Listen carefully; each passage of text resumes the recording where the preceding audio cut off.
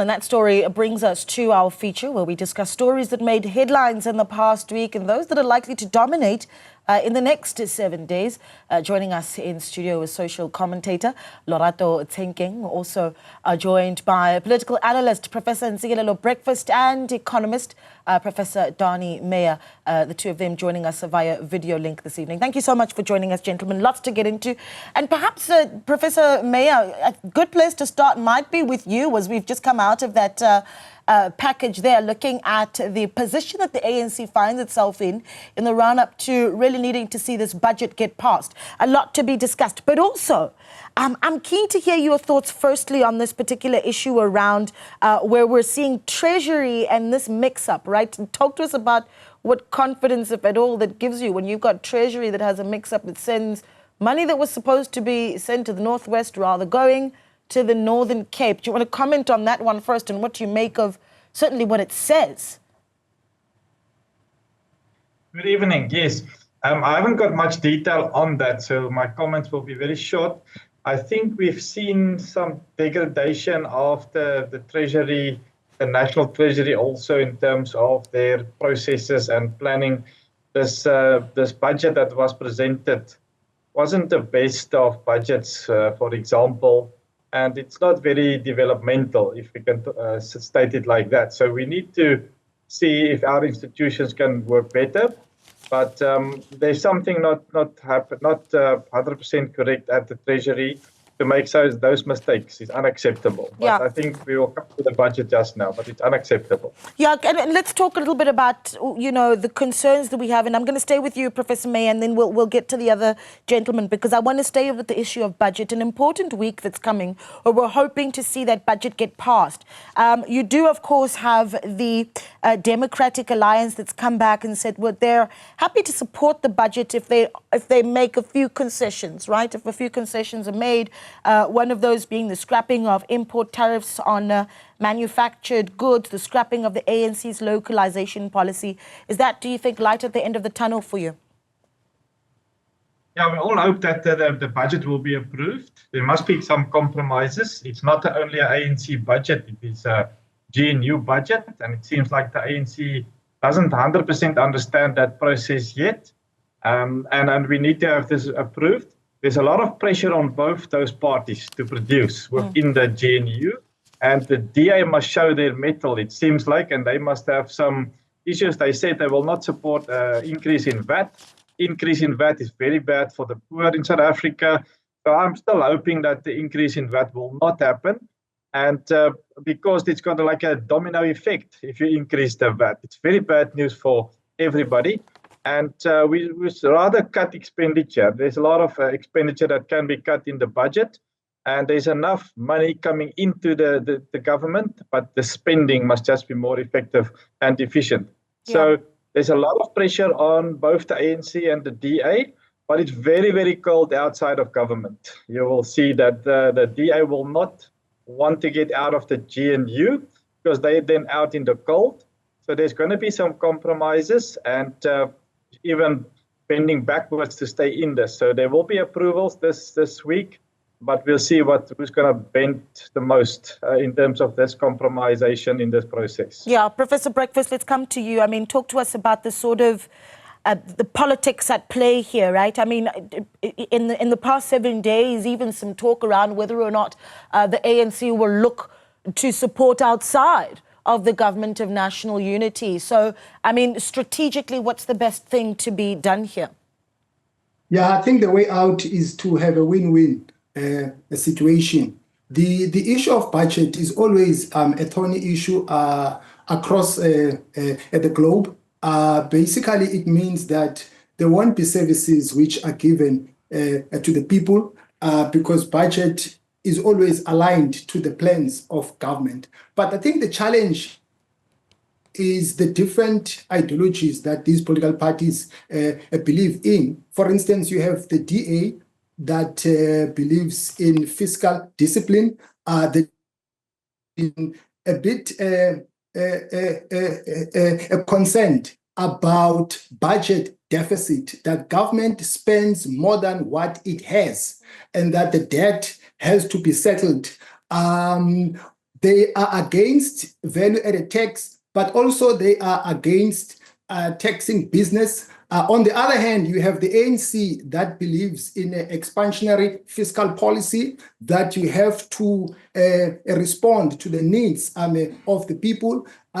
So they need to strike a balance and try to have a way out. But I think the ANC has also been engaging other political parties besides the DA, in case the DA doesn't give in to the demands of the ANC. But the most important thing is that the people of this country, they need services. And without this budget, development cannot be promoted. Yeah, Lorato, help us out here. I mean, as we get closer to getting this budget passed, hopefully this week, some of the demands that the DA have put forward, quite interesting, right? They want assurance that there would be no VAT increase after 2026. Sure.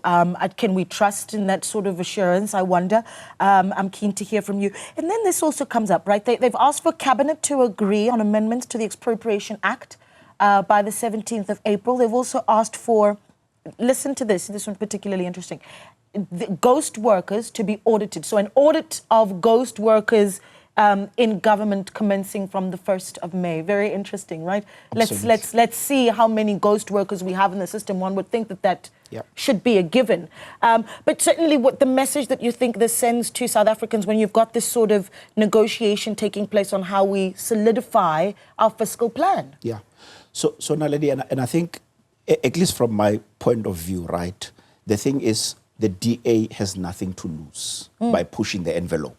And they will continue to push the envelope. So whether we think that they are negotiating from a good faith point of view or they are, it's for the interest of South Africans, it's neither here nor there. And I'm saying it because should the ANC make a decision to go with the DA, they lose the kind of natural support they have from their base of support, right? However, should they then, be able to coalesce other parties, such as, there's been a news report that they've been speaking to Action SA, they are speaking to the EFF. Should they go that way, they are then likely to win the other part of the other part of the vote. And this is not going to be the last time we're seeing the DA trying to take advantage of where they are from a positionality point of view. And interestingly, I don't think that while they know that the Bella Bill, the expropriation law, those are laws now. They are no longer they're no longer at bill stage where you can, the president can say no, maybe before assenting the law into law, right, there can be changes. They know that can be reversed. But from a political messaging point of view, they need to continue communicating with their constituency that we are for you. And that is why at any given point, they will use political moments to communicate that message, to say, we've been unhappy with these bills. They are disadvantaging us as your constituents. And that way, they reinforce themselves to their voter base. The 2026 local government elections are coming, and they need to be able to continue doing that. Yeah. Can we talk about something else? And I want to stay with you, Lorato, just to get your thoughts on this one. With Donald Trump and the various executive orders, and then, of course, the, very troubling relationship between Pretoria and Washington at the moment. I'm thinking about, as the ANC has met recently, there's concern about whether or not the ANC should be concerned that some political, figures in the country could face sanctions in the US. I mean, particularly those within the ANC. Is that a real concern for us long term? For ANC personalities, I am not sure if it's a real concern because, as individuals, I'm not sure what the country has to lose if individuals are, would be barred from going into the US. But the issue around, whether it's the threat on the AGOA trade agreement or whether it's on the tariffs increase that are going to affect the auto manufacturers in particular. Yesterday, there was an article in one of the business publications which indicates that between 2014 and 2025, BMW has lost about 9 dealerships in the country, right? And now we can imagine when there are tariffs, what does that mean? While you may look at that as a number, it means that number of jobs are going to be lost. There are going to be more people who are now going to find themselves jobless. And when we know that the economy is not growing. So I think the biggest threat really is on the quality of lives of South Africans is been deteriorating more and more. And when there's a threat for more people to lose their jobs, we should all be concerned. Yeah, the Professor May, I think this is a great opportunity for us to bring you in here. I mean, this 25% tariff on imports of vehicles by Trump's administration. I mean, are you able to, perhaps for the sake of the viewer, explain what the trickle-down effect of this in the industry certainly is going to be? Some putting forward, I mean, one economist is quoted in one article as saying that the industry would be heavily reliant on government assistance if this were to be an issue. Talk to us about the effects long-term. Yes, I just want to quickly come back to the VAT increase that could happen. I think it's a very bad political move by the ANC to have this VAT increase. Look, if you increase the VAT, prices will increase. Less spending, less money in the pocket of consumers, less growth, higher interest rates. So everything will be bad if you look at from that point of view. From a tariff point of view, definitely if AGOA or anything is affected, there's going to be a huge impact on the economy. There's a number of opinion pieces and analysis about this. AGOA, I think we've exported about 25 billion in 2023. And it's going to have a huge impact on employment in the motor industry, specifically like it was said there. The motors in the industry will have a huge impact. Ford, for example, will possibly leave the country because there's places that they can manufacture much cheaper without load shedding, without lots of crime, without lots of labor involvement. So there's much safer places for them to manufacture from. The US has got their Make America Great Again campaign. They say that if the US exports to any other country, and we must pay import taxes of 25%, we'll put the same to you. So Africa is charging their vehicles to import to South Africa 25%. They're going to do the same at 25%. Then our vehicle prices for exports will not be competitive on a global market, and we will have to look for other markets. But the European market wants electric vehicles. Asia has got China that's got these very cheap vehicle manufacturing processes. We cannot compete with them. So definitely we need to, and the US said, you can come and negotiate. You can come and negotiate. It's not over yet. Please, our negotiators, our government people will have to go there and negotiate and see if we can save what is to save. Already in South Africa, the motor manufacturing sector is subsidized by the government as it is. And they are talking to take away some of those subsidies. And the government, the manufacturing sector, it provides around about 100,000 job opportunities with all of the forward and backward linkages to parts manufacturing and other processes in the manufacturing and in the vehicle processes.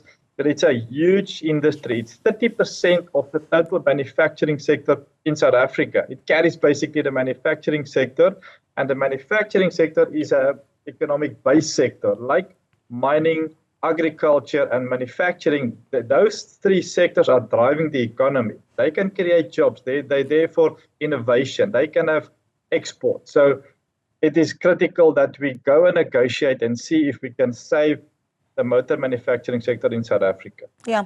Look, we're going to talk a little bit about, what we do with international relations, particularly the relationship with the US. And then, of course, the issue of the EFF's singing of the chant, Kill the Boer, also a big talking point over the past week. The Concord also, of course, a big talking point there as well. We'll talk about really what does it mean if we do see the chant continue to be sung, even while you've got Secretary of State Marco Rubio in the US commenting on the singing of that chant. We'll talk about that and a lot more on the other side of this. Welcome back. You're still watching Newsfeed PM, the late edition with myself, Naledi Moleo. We continue to look back on the week that was, some of the top stories that certainly got us talking.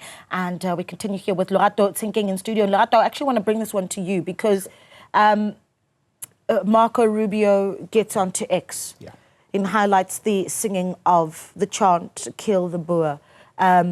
the week before last, you had, as the EFF was commemorating Human Rights Day, without, of course, using the words Human Rights Day, there was the singing of the song. Then this week, the Constitutional Court dismissing AfriForum's application for leave to appeal the chanting of the singing of the chant, right? What do you make of that, and really big concerns about what this does for our relationship with the US when you do still have a constitutional right to sing the song? Sure. So, and I guess that there are a number of layers, right? The first one is there's always this messaging that comes from a number of people whenever there's a court judgment, that we accept the judgment. And in this case where the Constitutional Court is the final arbiter, so there's no way, there's nowhere else where it can be contested. Therefore, this affirms EFF's, desire to continue singing the song. But the question, the second layer is, what does it do for nation building? Right? Let's pack Makarobia aside a little bit. What does it do to nation building, where we know that the Bell Pottinger moment literally got into the fissures of race relations and the tensions in the country?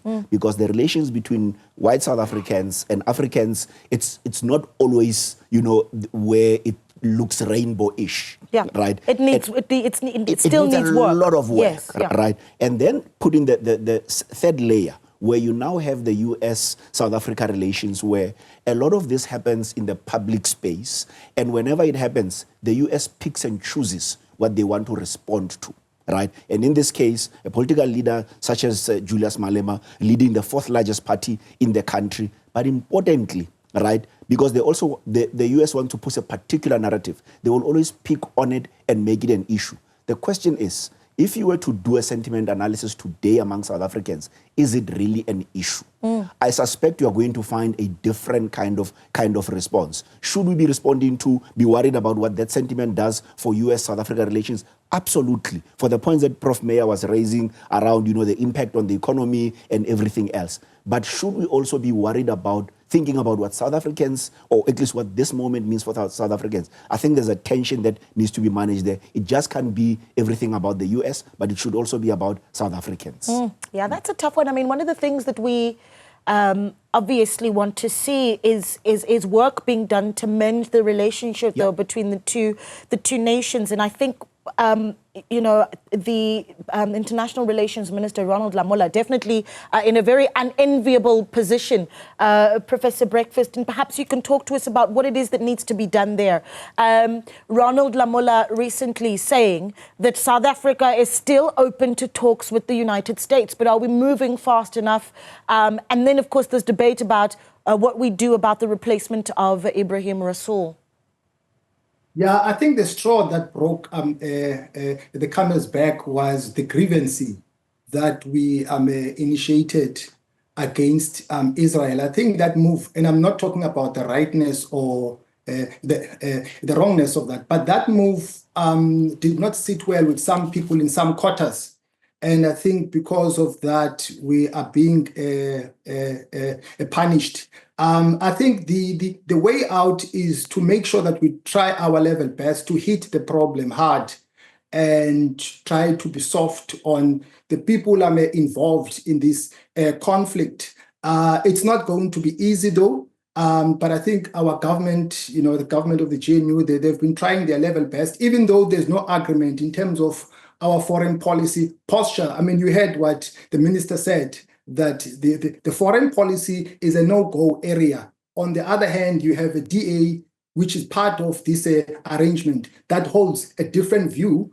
It doesn't agree with all our values of the foreign policy. No wonder it has gone there by itself without the knowledge of government to seek for the audience of Trump. So yeah, this is a very a thorny issue. It really needs a cool heads. Yeah, what do you make, though, Prof. Breakfast, of the EFF, of course, saying that they're going to keep singing this song? I mean, they quoted in one media house saying that they're going to sing it until they turn blue and green.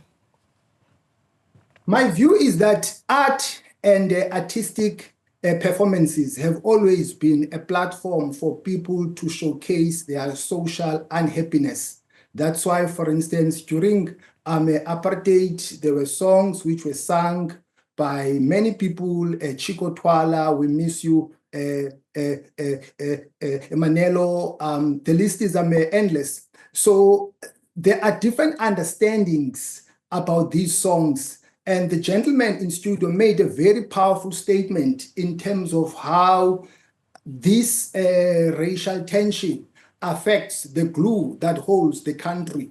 Because this has led to some kind of political cleavages. And I think we need to de-escalate this conflict. Look, we have no choice. You know, we are all in this thing as a country. And sometimes I get the sense that both black people and white people, they tend to be in a political competition in terms of who is the victim. And I think that doesn't take us anywhere. Yeah, I want to get to this, Lorato. One of the things that you did this week is you've penned an article looking into the leadership in Johannesburg, and I'm just shifting gear here a little bit. Sure. And quite interesting because you've talked about the work done by Dada Moleo, and I mean, share with us, you know, some of the criticism that you share and really what is top of mind for the country's economic hub. No, sure. So in the opinion piece, it was initially a reaction to the influencer campaign that had started on the 19th of March, right? So on the 19th of March, there was a 9 billion rand facility, a clinic in Naledi that was opened. Kudos for the people in Naledi, because then it means that they are going to receive, you know, good services when it comes to health services. But, you know, at that very moment, you then are recognizing that you have a mayor who seemingly is not responsive to the citizens of Johannesburg. Compare him to even Gordon Lewis in Cape Town, right? You can tell that there's a thing about recognizing that while he's a political figure, he has a responsibility to be engaging with citizens. When you compare and contrast him with Dada Moleo, that is absent. But talk about the other thing that he then does. He goes to, on the same day, on the 19th, he addresses Brand South Africa's nation brand platform, right? And there, the biggest talking point, Naledi, is competitiveness, is productivity. When you have people almost in gridlock traffic every morning, how are you expecting South Africa to be productive and competitive? You then recognize that, and then of course, you know, juxtapose that with a statement that he makes when there's a G20, event that is coming up. He says, no, we are going to prioritize, making sure that there are no potholes where our G20 citizens are going to travel. It therefore means that you don't actually care about productivity. And the critique and the criticism was really around those points in particular, where he's non-responsive. In fact, you may have seen, and I'm not saying it is my article, I suspect the mayoral program was always going to be that way.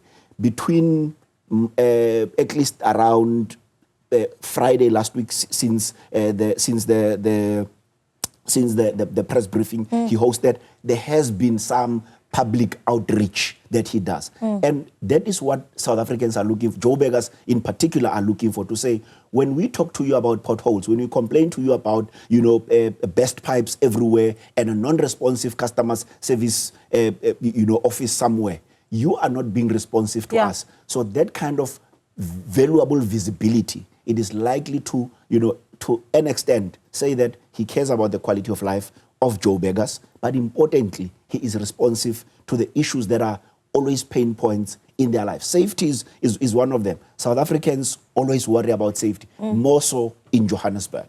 I mean, that's a mouthful.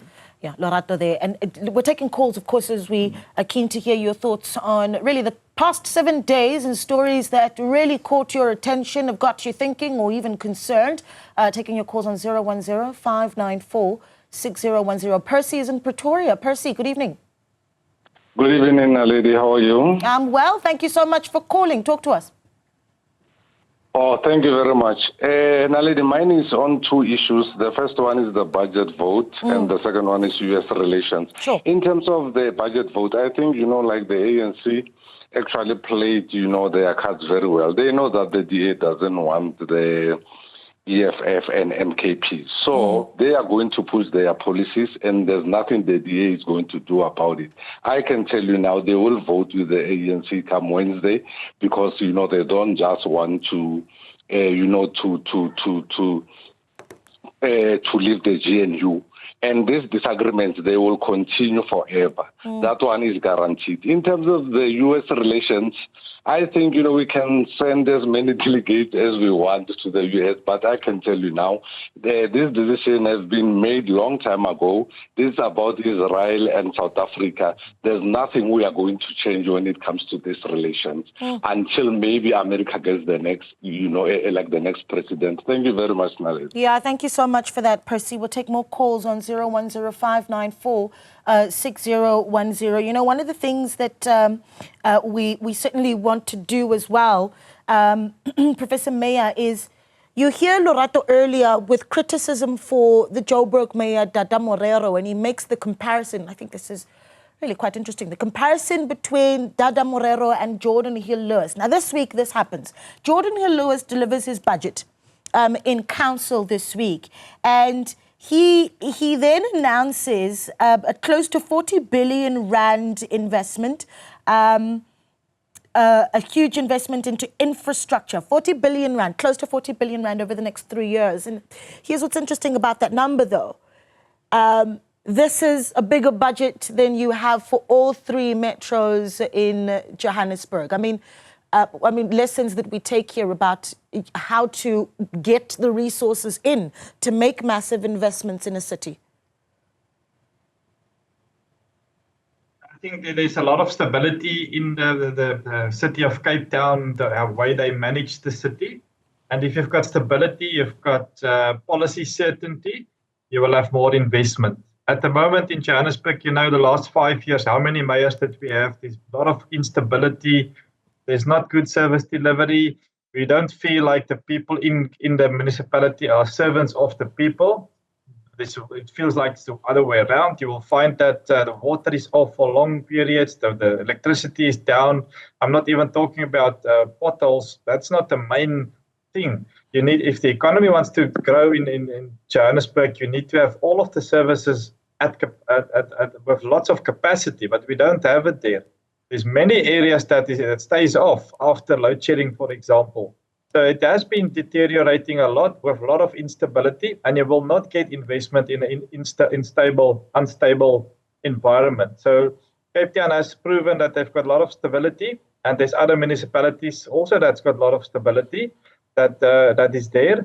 We've recently done this local government inclusive growth index, where we looked at which municipalities are doing quite well in terms of inclusive growth, meaning how many people are participating in the economy. It's not economic growth, it's much wider and bigger than that.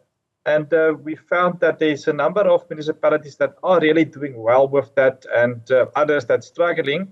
And for example, Cape Town is not doing so well with inclusive growth. They are doing well in terms of the management of the municipality, but it's not all perfect in the Cape Town metropolitan area. There's lots of poor people that are not participating in the economy, for example.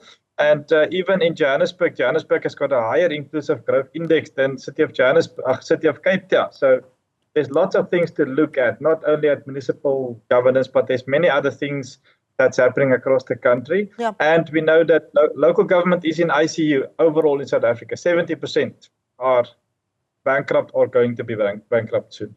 Sure, that's quite a number. Naledi, if I may. Sure, go ahead. Sure. So Prof. Meyer, I agree, wholeheartedly with your reflection. The only thing that I would then raise is to say, if stability is the thing, right, how is it that Tshwane is getting it right?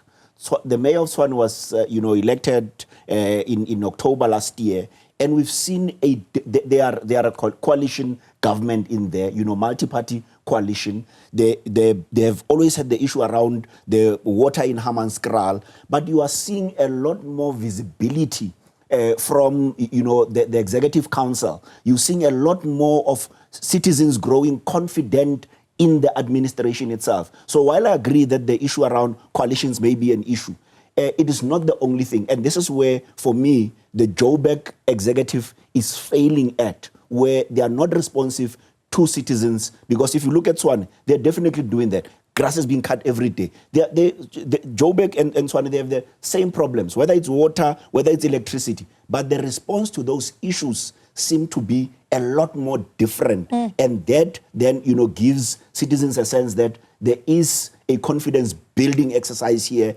in them receiving services and therefore them supporting the city, as it were. Yeah, I mean, it's important criticism that's being put on the table here that needs to be heard. And I do want to do this. We need to take a short break. When I come back, though, just if we stay on the issue of what's happening in Cape Town, perhaps with the leadership, this also quite interesting. Caucus leader for the African National Congress in Cape Town, before the budget is announced, announces, of course, through a statement that he's leaving the ANC and crossing the floor, joining the DA. Professor Breakfast will help us with that one on the other side of this. Stay with us. Welcome back. You're still watching Newsfeed PM, the late edition with myself, Naledi Moleo, and we, of course, look back on the 7 days that was. We're taking calls as well. 0105946010. Spiwe is calling in from Durban. Spiwe, good evening. Good evening, Naledi. How are you? I'm well, sir. Thank you so much for calling. Talk to us. Thank you very much. I have two issues. One, the issue of Kwekwe. I think the number one pandemic in this country is rape, GBV. Yeah. I don't think we still have a solution. There are a lot of cases that are very bad in their nature because we don't have a solution. Rapists, they will go to jail, come back, have bail, and live with us. But it's a serious challenge or pandemic that we need to tap in this society. Yeah. And then secondly, last week there was a march in March against our African brothers who are in South Africa illegally. Yes. It's another pandemic.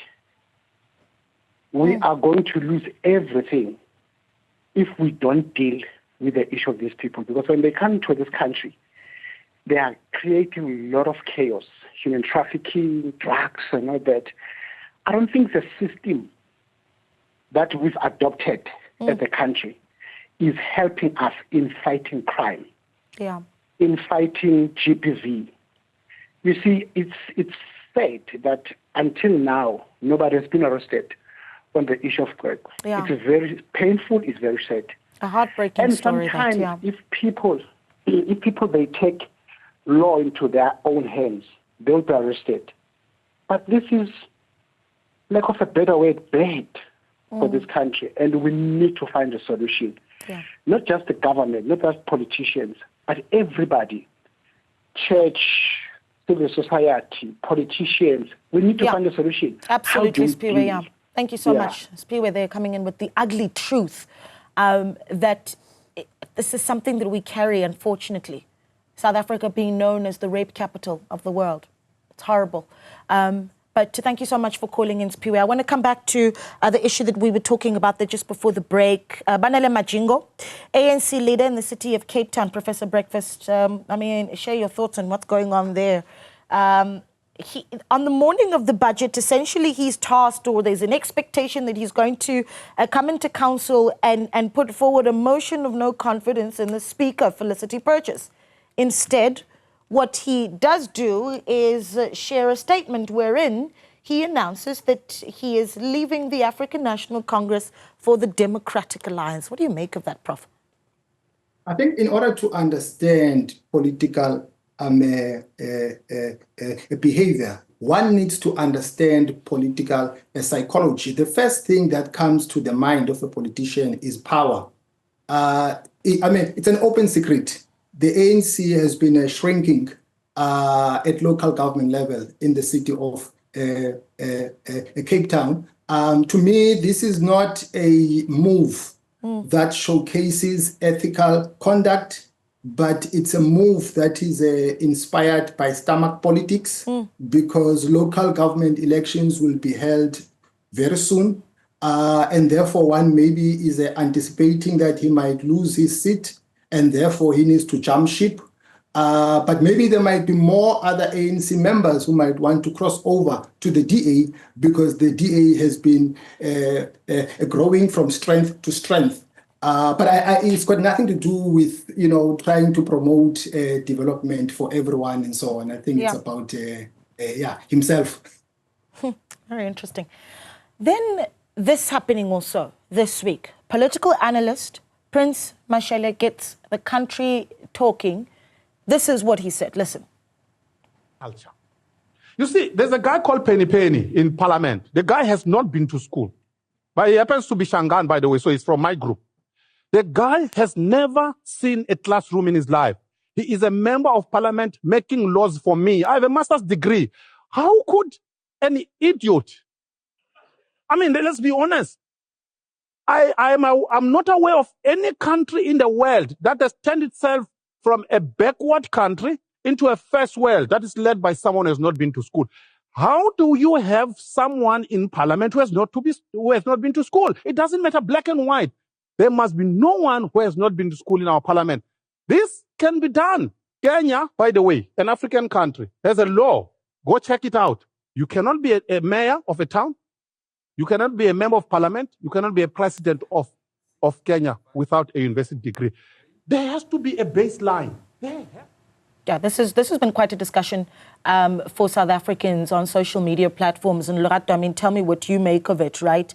The comments put forward by political analyst Prince Mashele. Of course, you do have the gentleman we know popularly as Papa Penny, Kezani Kobane, who's responded to those comments on social media himself. You are not educated, you're a big thief, Kobane has said.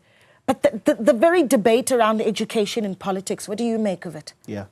So I guess as South Africans, at any given point or at least in the public discourse, we need to also learn to separate issues, right? Is Prince making a valid point about education and legislatures? Absolutely. But is it correct to, when using an example of somebody who has not gone to school, who's now sitting in a legislature, in Parliament, and therefore label him as an idiot? Is it the right thing to do? Absolutely not, right? And you look at political parties such as the EFF, they did not need a law to be saying, we are going to ensure that when you are part of any leadership, and whether it's in Parliament or at any other point, you should prioritize education. So you recognize that there's a need for raising the standard. Prince Mashele was completely out of order. Should we advocate for education? At all times, we should advocate for education, not only because the late President Nelson Mandela, spoke about it being the one thing that is going to help us out of the many issues we deal with, whether it's poverty, inequality, etc., etc. But we also know that it expands our thinking. It helps us to, when we work on a number of things, you are able to think critically. So the value of education can never be underestimated. But to use it as he did, it was completely out of order. He should be called out for it, and he should never, misuse his position as a political analyst to personally attack, because it sounded more like a personal attack more than it was a critique, which a lot of analysts such as Prof. Breakfast, they always share critique, but it's never this personal. All right. I need to wrap it up, but Prof. May, I think I want to let you have the last one here, and that, of course, is this week we need to see this budget vote. Are you optimistic that it will be passed? Yes, definitely I'm optimistic. As was said, and I also said it, it's very cold outside the GNU. The DA, I think, will bend backwards to stay in it and to make sure that the budget goes through. But my personal opinion is that the VAT shouldn't be increased at all. And we must take all steps we can to have AGOA moving forward with the US. And maybe I think the solution is to send a business delegation there that can talk business to the US government. I think that could work. And then my last point is we need nation building. I think nation building is the thing all of us, 99% of all citizens in South Africa wants it. We want peace, we want prosperity. And if a song doesn't lead to that, or AfriForum does something that doesn't allow that, it must be addressed, and we need leadership in that case. So nation building is the thing for me that we need to move forward now. Oh, right. Thank you so much for speaking to us, gentlemen. It's been an absolute pleasure having you as part of this discussion. Professor Donnie Meyer is an economist, Professor Leo Brent a political analyst joining us there, and then Lorato Tsinking, social commentator in studio with us this evening.